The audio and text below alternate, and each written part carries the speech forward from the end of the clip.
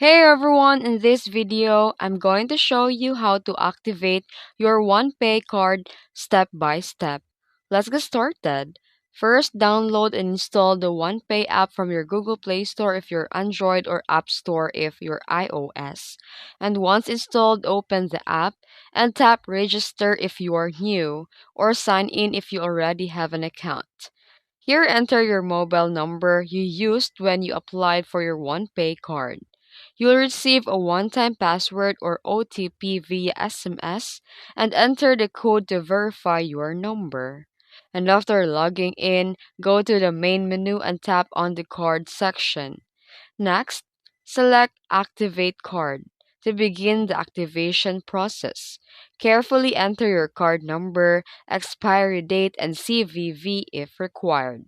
Then create a 4-digit PIN and you'll use for ATM withdrawals and card payments. Double check all the details and tap Submit or Activate. And once successful, you'll see a confirmation message and your OnePay card is now activated and ready for online purchases and ATM use. And that's it. If you found this video helpful, don't forget to like and subscribe for more tutorials. Thanks for watching.